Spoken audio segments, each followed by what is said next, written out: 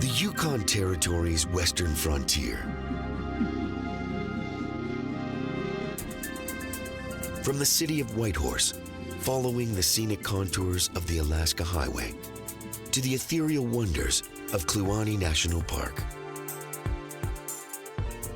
Recalling the legacy of the Southern Tutchone peoples. This whole country was a network of trails.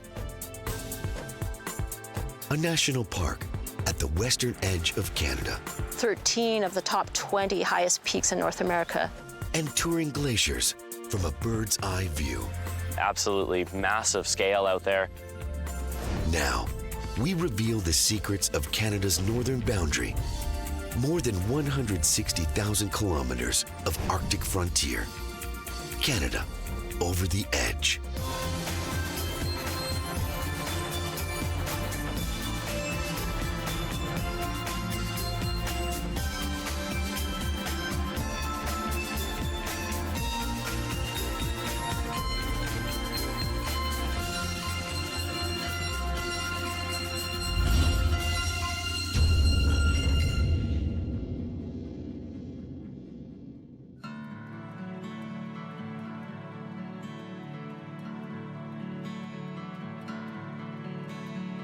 High above the scenic contours of the Yukon River, the city of Whitehorse marks the largest population center in all of northern Canada.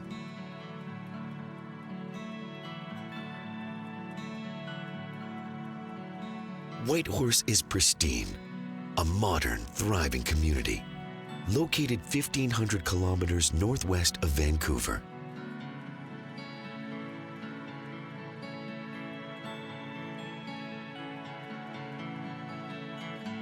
The city is surrounded by a lush, mountainous landscape and lies protected in the Whitehorse Valley below.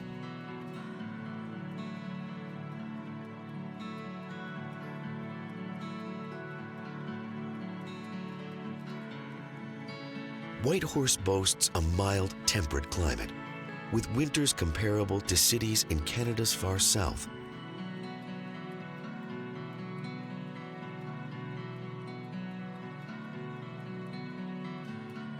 Whitehorse is located at kilometer 1426 of the Alaska Highway, an incredible road network more than 2,000 kilometers long, built to connect Alaska to the contiguous United States. The city has been home to First Nations groups like the Southern Tutchone peoples for thousands of years.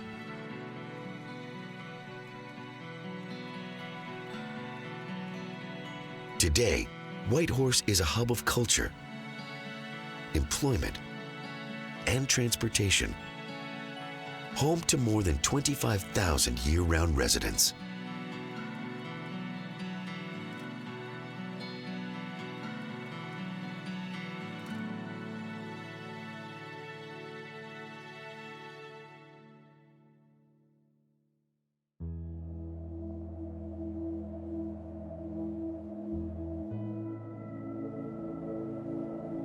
Heading west from Whitehorse, mountains and hills lead to a vast expanse of lush valley.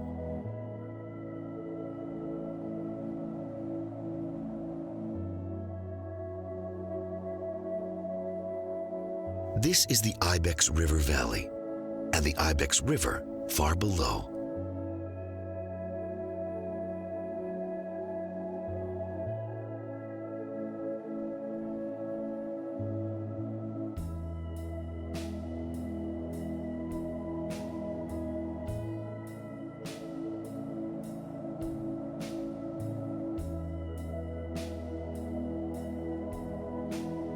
The Ibex River Valley is surrounded by a series of hills, including Mount Williams, Mount Ingram, and a young cinder cone volcano known as Ibex Mountain.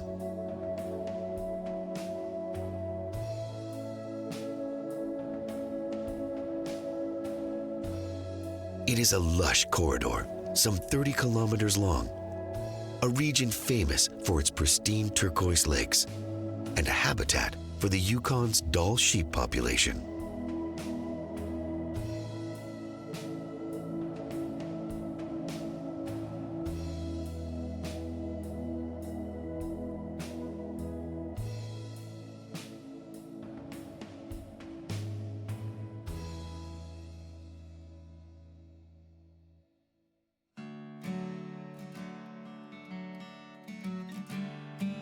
Further west, the Takini Valley follows the flow of the Takini River.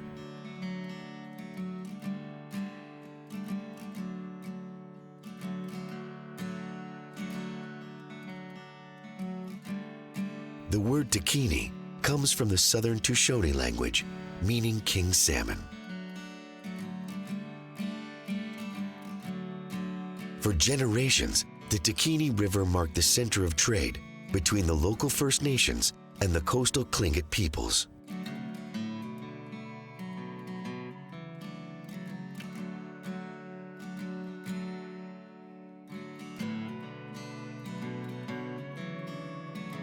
More recently, in 1958, the Takini region was at the heart of a raging fire that destroyed thousands of square kilometers and nearly forced an evacuation of nearby Whitehorse.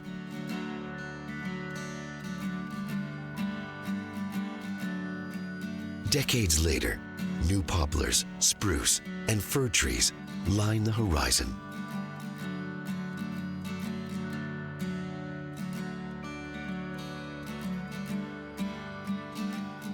And lining the banks of the Takini River is one of the most iconic roadways in the world, the gateway to the west, the Alaska Highway.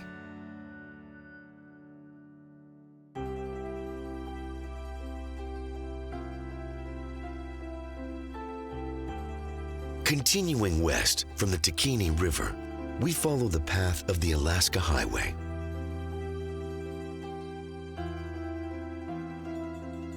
The idea for this international roadway dates back to the 1920s, with the United States' desire for increased national security and a permanent land link to Alaska.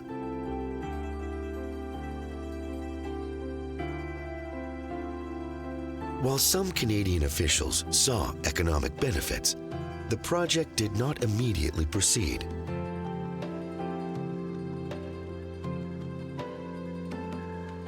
It wasn't until World War II and the attack on Pearl Harbor that both the United States and Canada quickly approved the project.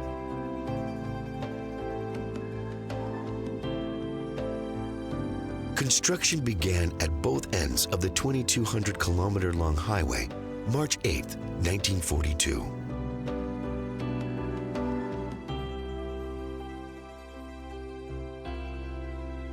Amazingly, the two construction crews on either end met in the middle just 6 months later.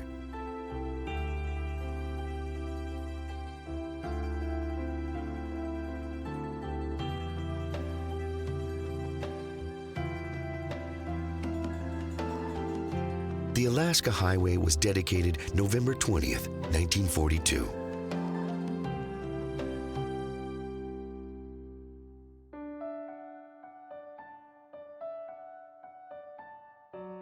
But despite the international effort in connecting Alaska to the world, this roadway was not the first transportation corridor in the region.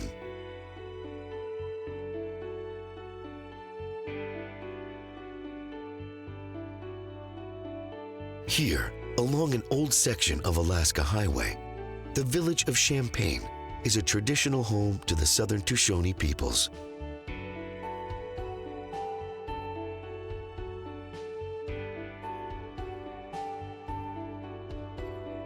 Today, just a dozen or so people live in Champaign year-round, but it remains a popular seasonal residence.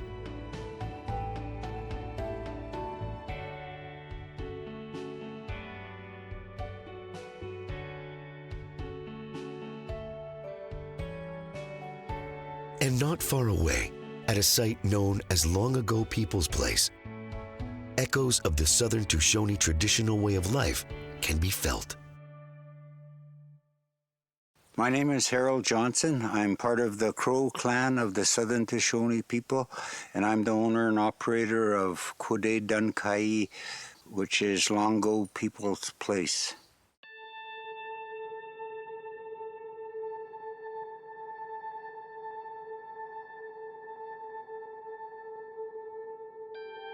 The Southern Tutchone's homeland goes all the way from up around Kluane Lake, past Lake Labarge, and then all the way up towards south of Whitehorse. Traditionally, that was all Southern Tutchone territory. Harold Johnson says the village of Champaign nearby was originally called Shah-the-Laku, or Sunshine Hill Camp. He says this region has been a settlement and trading area for millennia. Historically, this whole country was a network of trails, and Shah-the-Laku was one of the main camps along the many trails. So it's a ancient village that predates contact. Now, Johnson says there is new interest in the Southern Tutchone culture. Hundreds of tourists and students visit long ago people's place each year. I think that's an interesting thing. This one piece will make 52 layers. Watch on mobile devices or the big screen, all for free. No subscription required.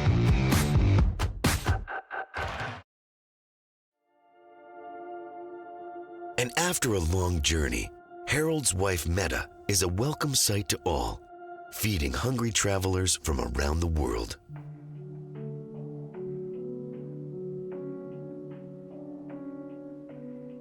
So one of the most important things about having a camp like this is feeding people, feeding your family. People that work outdoors, they expend a lot of energy, so you're always having to refuel them. And one of the things we do is actually, we serve hot tea, bannock, done in a cast iron frying pan. And we also will do other meals when people come to visit. She fires up the wood stove to prepare this fried bread treat enjoyed by locals for well over a century. So it almost looks like an English muffin in a sense, but for us it's a really good supplement for calcium intake, and we eat a lot of bannock. Meta Williams says it's a perfect way for young students to try their hand at traditional cooking. A mixture of flour, sugar, baking powder, salt, and water. So what you want is you want to get a nice, a little bit lumpy batter. And it takes time to actually learn how to do this without ending up with something as flat as a pancake. Once mixed, Meta moves it to the stove and begins preparing a feast. And behind the scenes, Harold Johnson takes a walk back in time into the heart of Southern Tutchone culture. This is where we start our pre-contact tour. Everything back here is based on how life was before European contact to North America. The first item I'm going to share with you guys is what elders have came here and built and shared with me. So this is known as a deadfall trap, and this is how our people harvested fur-bearing animals. And they'd build these traps in the spring and in the summer when the ground was unthawed, and they pounded these in, and then they would set them up in the fall, like end of October, first part of November, when the animals have their winter fur. Incredibly, Harold Johnson says despite the age of these centuries-old hunting traps, they can still be found deep in the Yukon wilderness. I got this piece of stick tied in back here, and it's just quite long for my own convenience. But traditionally, this would be some sort of rotten, fermented fat, some that would still hold a smell when it was 40, 50 below Fahrenheit. So the wolverine, fox, lynx comes in through here, gives the meat a pull, and all that drops on his spine, crushing the backbone. This ancient trap is probably as humane as anything today. Next on the tour, Johnson reveals how the Southern Tutchone peoples dealt with the harsh Yukon winters. This is Daku, our bark house, spruce bark house, and this is one of our traditional shelters people used. Johnson says the Southern Tutchone were a nomadic people, rarely staying in one place for longer than 10 days. But he says they traveled with the seasons and may have used shelters like these more than once over the years. And you see how big these bark pieces are? This comes off really easy off the spruce trees in May and June. All I used to take these big, huge pieces off like this was a sharp stick. It just basically almost like peeling a banana. And then once you get them peeled, you can lay them out flat on the ground and they dry for about 2 days, and then they're good to build with. This one here is still a work in progress because I think it should have another layer over this also, and then it would be completely waterproof. And this would be a place where people slept. Meanwhile, back in the kitchen, the feast is complete. Traditional fried bread, paired with a delicious moose roast. Okay, so this is nice and done. There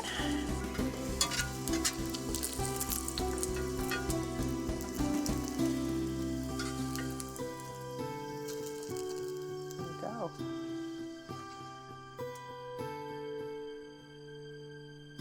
These meals are a delight to visitors, and any scraps will be left for the animal residents here.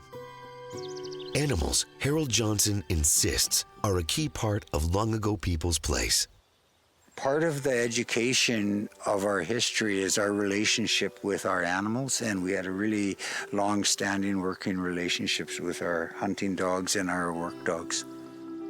These little dogs here, they're known as the Athabascan hunting dog, and our people use these dogs for thousands of years.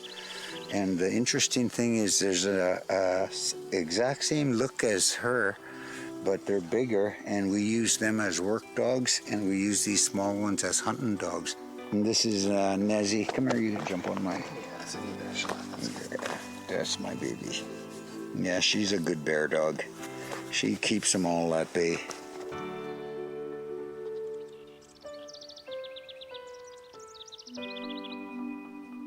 And it's not only here that dogs are an important part of life. Just down the road from long-ago people's place, Stacy Zaechuk raises more than a dozen dogs dedicated to the pursuit of dog-powered sports. Dogs have been integral in the Yukon for a long time, from the First Nations to the gold rush. I got into it because I've always had a fascination and love of the north. So growing up down south in Calgary, I always wanted to escape the big city. So I worked for a musher up here, worked in a dog sled kennel, giving tours and guiding people through a couple winters, and loved spending all the day, every day with dogs. Zaechuk lives kilometers from the nearest house, so barking from 5 separate kennels is no big deal. But feeding time is a frenzy. I have 12 right now, and I started out, I moved up here with one dog, one pet dog.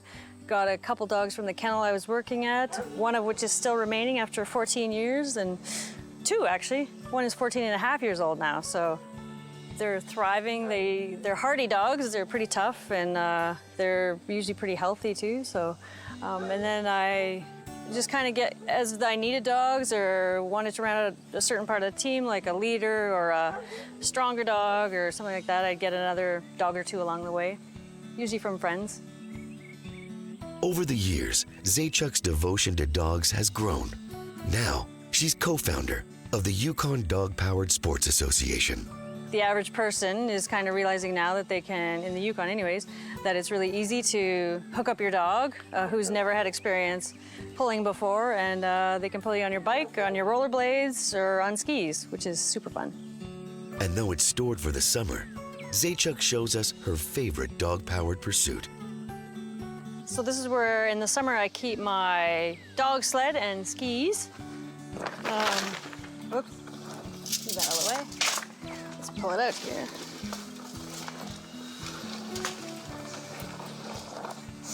This is my new little race sled that I bought from a friend. It's the lightest sled I've ever owned, so it's pretty fun. It's quite flexible. As you can see, it'll go back and forth. You can have these little hang on here, and you can like kick with it too to go even faster. So it's not just a musher standing on the back of the sled doing nothing. We have to work. There's a bit of stuff involved. This is all put away for the summer, so. This is kind of like a bungee that has a little bit of give, so when the dogs pull it, it's not as jarring on them. And that just hooks up the carabiners right here. Yeah, go. And so then here's the all-important snow hook, which if you have a problem with your team, sometimes dogs will get tangled and you need to go untangle them. So that just goes right there. You kick it into the ground and it sticks really well in packed snow. It'll hold them quite a bit. Let's who's gonna be better. Lewis, come here. Come here. Let's do you. Come here. So I'll just throw a harness on one of them and see what happens. Yes. No, she wants to. No playing, no playing. This isn't the way it should go, but.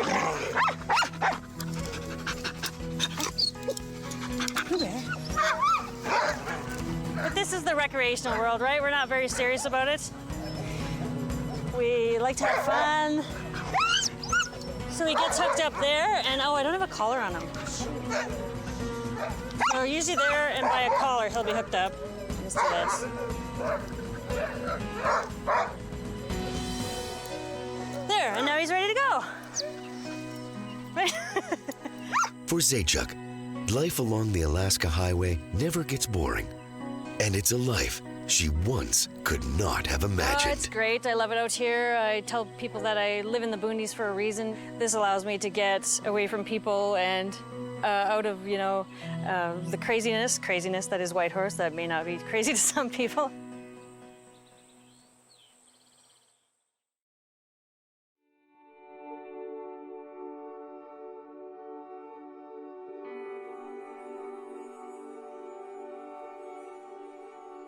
Continuing west from the village of Champaign, the Desdiash River marks the third northern waterway on our journey.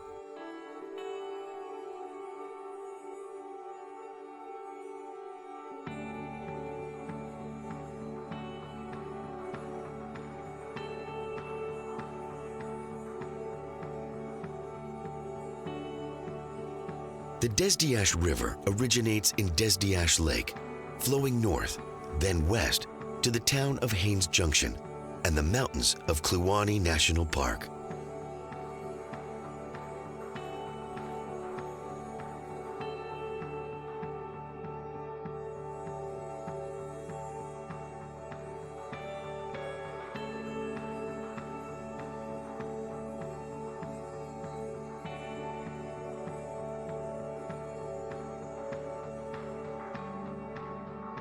And here, some 50 kilometers east of the park, the river meets the path of the Alaska Highway.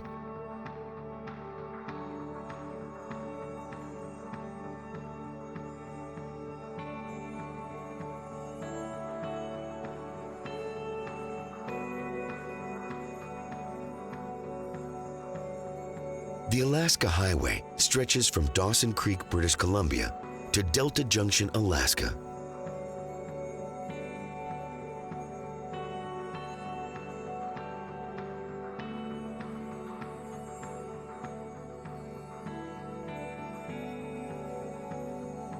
For years, it was known as one of the toughest drives in the world, a rugged, unforgiving route through the remote north.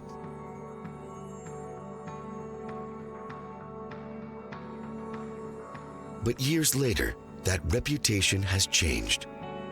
With a fully paved route and newly developed stretches of road, the Alaska Highway is now known as one of the most scenic drives in the world.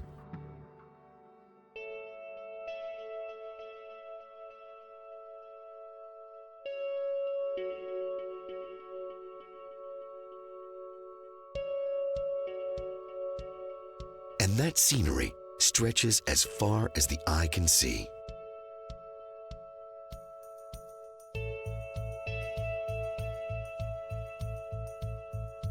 On the north bank of the Alaska Highway, spectacular autumn colors line the shores of Pine Lake.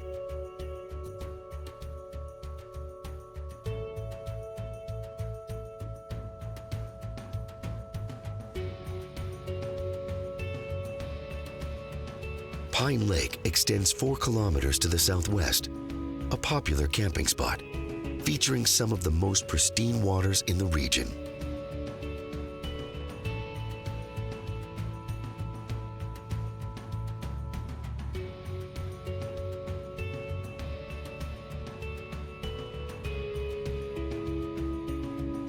And high above the lake, Paint Mountain rises more than 700 meters.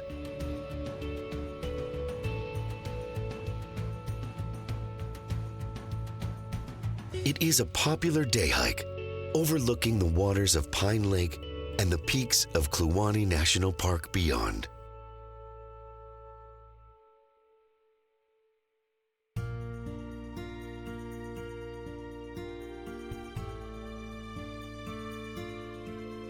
Further north, the landscape of the southwest Yukon begins to rise.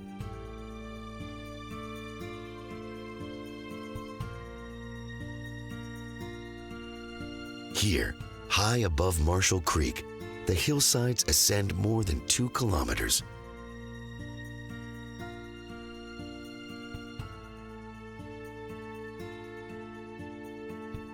It is a vast, open expanse, part of a group of hills known as the Ruby Range.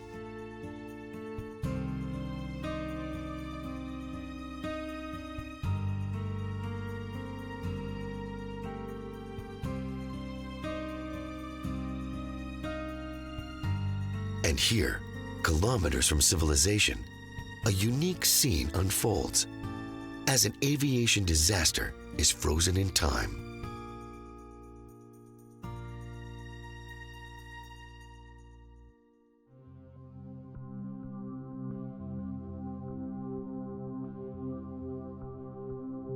These are the remains of a U.S. Air Force C-47 search and rescue plane.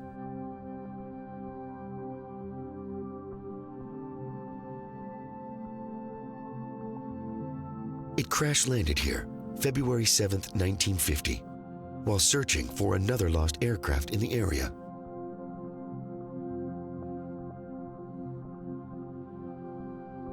The C-47, or Dakota, skidded the entire length of this hillside. Miraculously, all 10 crew members survived.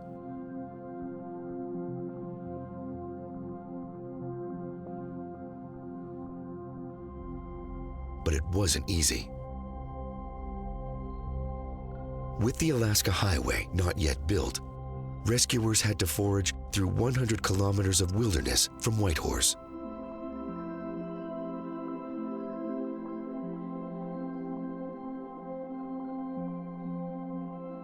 The crew was stranded here for 3 nights in minus 50-degree temperatures.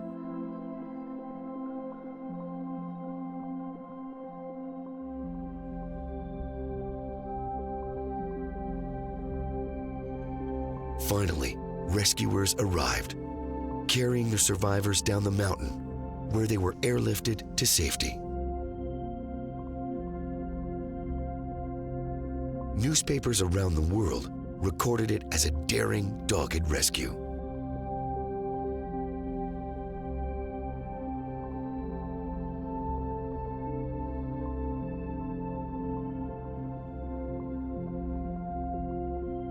More than 65 years later, this remote crash site remains untouched.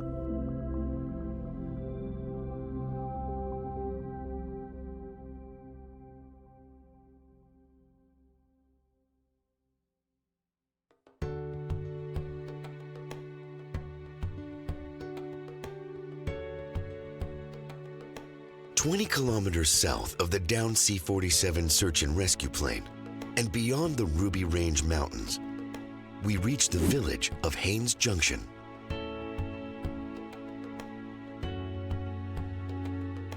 Haines Junction marks the intersection of the Alaska Highway's northern route to Alaska and the Haines Highway's southern route to Alaska.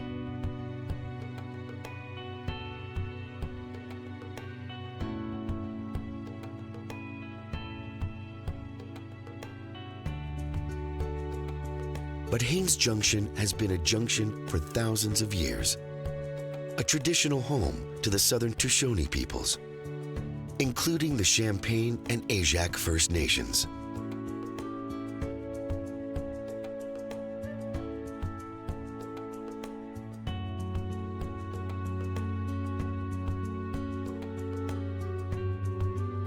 Today, it is home to some 500 residents and boasts one of the most incredible backdrops in the world.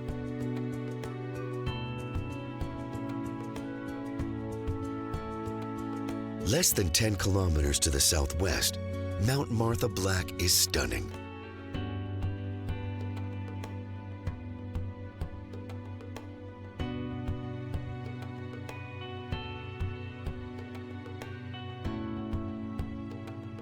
This multi-summited massif rises more than 2,500 meters, the highest point in the Oriole mountain chain, a group of peaks extending south from Haines Junction.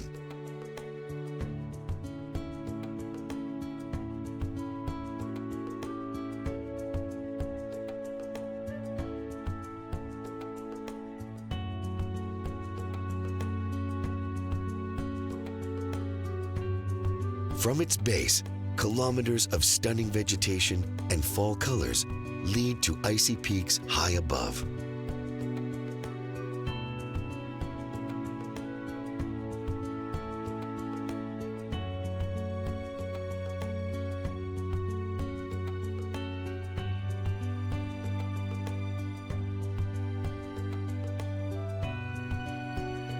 And Mount Martha Black, like the village of Haines Junction, is the gateway to one of the world's scenic gems, Kluane National Park and Reserve of Canada.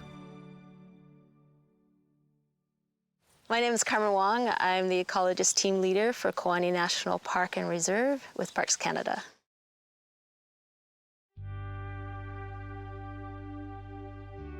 So Kluane National Park and Reserve is 22,000 square kilometers. 80% of that is mostly ice, big, large ice fields and glaciers. And that forms with the other protected areas adjacent to the park in the US, one of the largest ice fields, well, actually the largest ice fields outside of Greenland, Antarctica. Kluane National Park holds a wealth of landscapes, but is dominated largely by the St. Elias Range Mountains.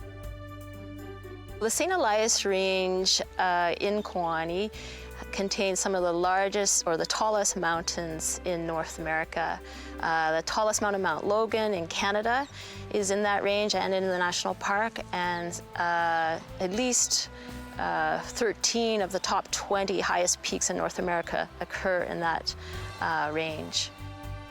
And of course, you see some of the Front Range behind us, and those are tall mountains, but even behind that, there are a lot taller mountains, and that forms all of what we call the St. Elias Mountains. But while the soaring peaks of Kluane are amazing, the park holds lower altitude treasures as well. There's ice fields back there, and then in the Front Range you can see there's spruce-dominated forests, and then big, large valleys like the Alsek Valley behind me. And it's those lower-level wonders that Carmen Wong is interested in today. She has just completed a mission to the park's remote interior to monitor the health of the park itself. This is what we call the operational building. Here is where all the gear for the monitoring for the park is based out of. So we have, waders and a bunch of stuff for fish stuff. But this trip was mostly on forest monitoring. Wong and her team have been studying the health of the park's spruce tree population.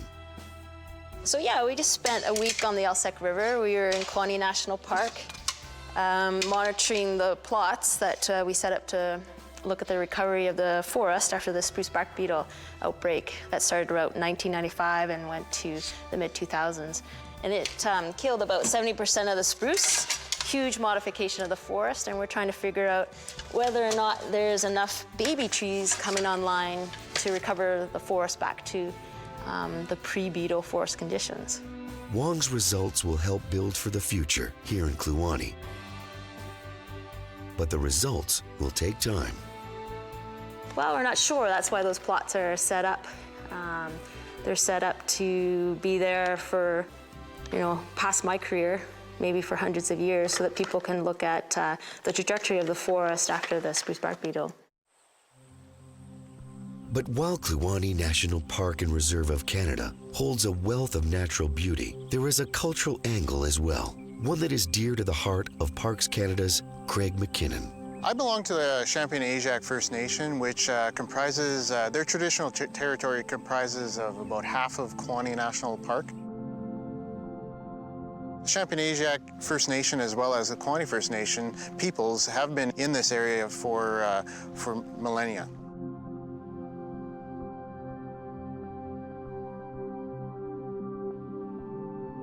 This is the place that they used to live off of the land and travel in the area. Only in recent years have they been removed from the landscape. In 1942, First Nations residents here were forced off the land. It was only in recent decades, as the idea of a national park began to emerge, that attempts were made to repair the damage done. Kluane National Park was established because of the negotiated treaties or agreements that were formed with Champagne-Ajac and Kluane First Nation. So essentially, through these final agreements, which established the traditional territory of the First Nation people of the area, it also established the national park, and thus the First Nation rights to harvest and live on the land was reestablished. And that is one of the goals of Kluane National Park, is to reconnect First Nation people to this land in the area, which they've been removed from for the past 50 years. And Craig McKinnon has been a big part of those efforts. In 2005, he managed a project called Healing Broken Connections, reconnecting First Nations peoples to the park through culture camps, harvesting camps, and recording traditional knowledge of the area. All over the park, examples of the project can be seen. So what we're going to see now is an example of a wood structure that is called an untold. An untold is a structure that Southern Tutchone people used to stay in, and it's designed to be in areas where people used to come to areas and camp for longer periods of time. As you can see, it's made out of spruce trees and older style trees. It was packed with moss to fill in the cracks, and then on top of the moss, they would apply also layers, many layers of clay to make it waterproof. What you see here is just the beginnings of this, and the First Nation people of the current First Nation people of the area are also holding camps, and the plan is to reconstruct this. Craig McKinnon hopes Healing Broken Connections was just the beginning, that cultural activities at the park will continue to flourish. Both McKinnon and Carmen Wong say the culture of the region and the natural wonders of the park are treasures worth preserving. Well, this park is, it's a pretty amazing park. The whole statistic that 80% of its ice has a big alert to that, that really forms this landscape. So there's big, wide valleys for exploration. There's all sorts of activities to do, like hiking, backpacking, mountaineering, ski touring, rafting, canoe trips, and they're all pretty wild. There's not a lot of facilities or other people around, and I think that brings people to this place. The park is my office, and I feel pretty lucky to be able to work in such a beautiful and wild space. I might tear up. Being part of Champagnesiac First Nation and this area and this land, being part of it and working for Kluane National Park means a great deal to me. I've grown up in here. My grandparents have lived off the land when I was younger. I got to see that. And now having working for Kluane National Park for the last 24 years, I've got to experience it like no other person has from my First Nation. And it allows me to reconnect to lands that were forbidden to go to. Those are my ancestors, and it's nice to reconnect to that past.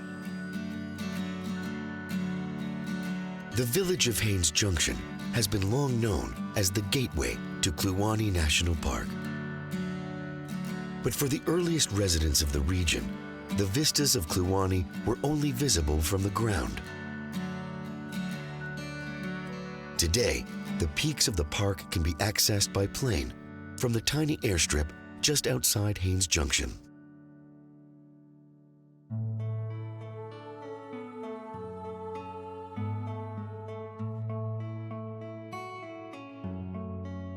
My name is Easton Henderson. I work for Kluane Glacier Air Tours.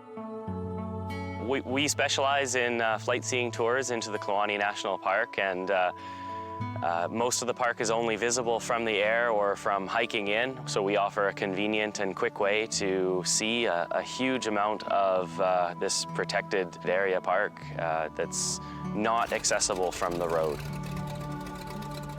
For Henderson, the park is part of his daily routine, taking curious visitors on an unimaginable journey. From the air, you'll see the park in a much more up-close light. We're able to get right over the glaciers, to get over the ice fields, to fly between the mountains.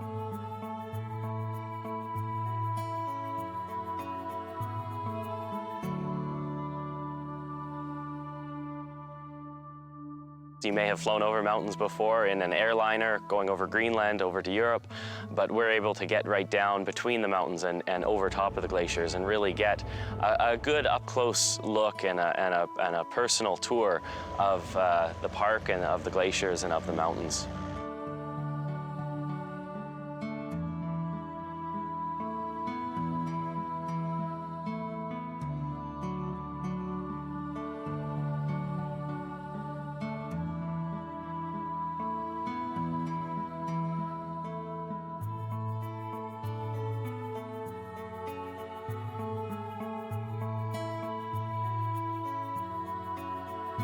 While visitors remark at the ethereal beauty, the remoteness of the park is also an incredible feature. We're starting off in the Yukon territory, so we're already in one of the more underpopulated areas in all of North America. From here, we're actually going to fly further to the southwest and into the Kluane National Park, where no one lives. We're going to be flying, on average, about 200 kilometers an hour.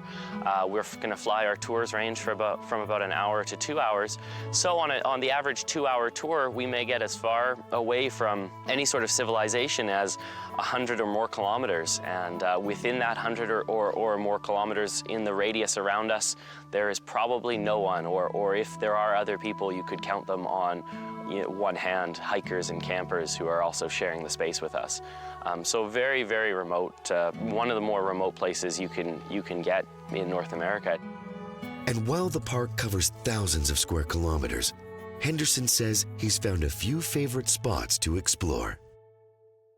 We do a number of different tours taking you through a number of great spots, but there's a couple that really stand out. The Lowell Glacier running into the Alsek Lake is absolutely spectacular. It's where the glacier actually runs right into the lake and breaks off little icebergs. They can't get down the river, so they end up floating around in the lake until they melt. That's a pretty good one. The Kaskawalsh Glacier is well known and very renowned for its stripiness, just how much of a painted look it almost has.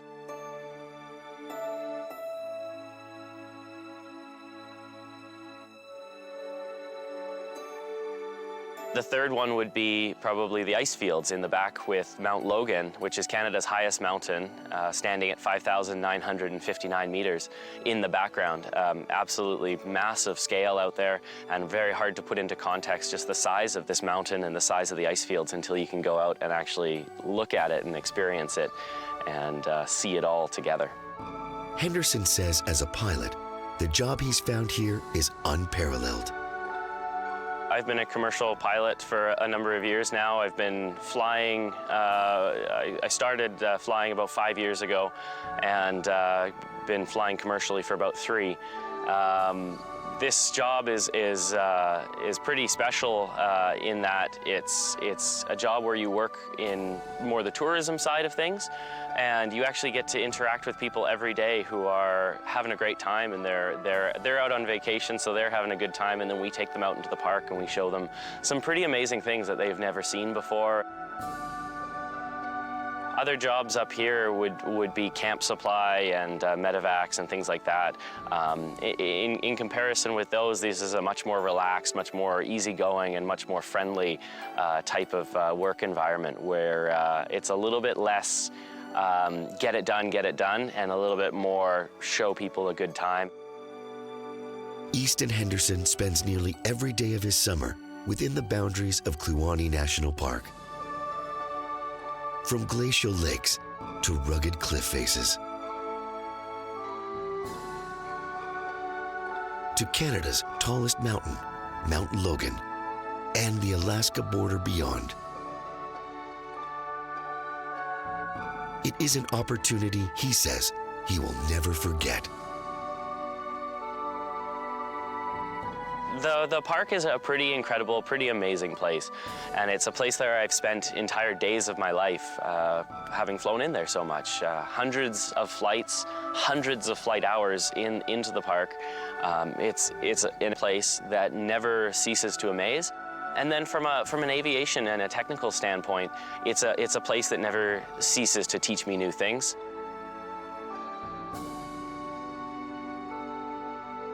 The park is an absolutely wild area back there.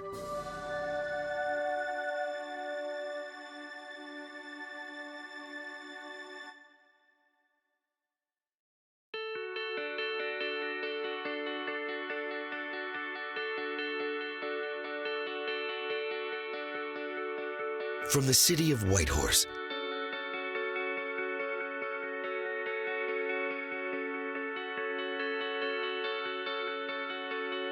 and the rivers and valleys surrounding,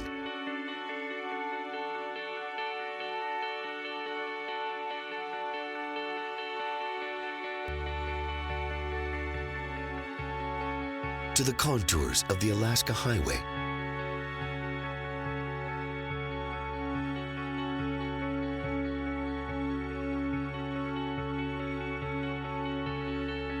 and the early First Nations trading routes.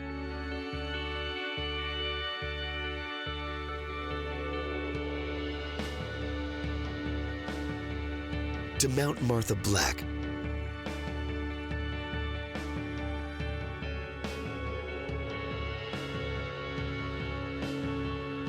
and the peaks of Kluane National Park.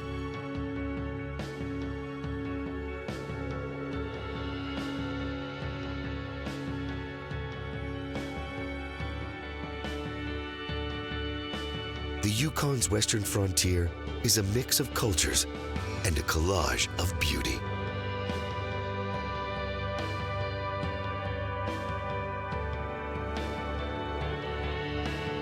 It is a frontier alive with autumn colors, relics frozen in time, and glaciers leading to more glaciers.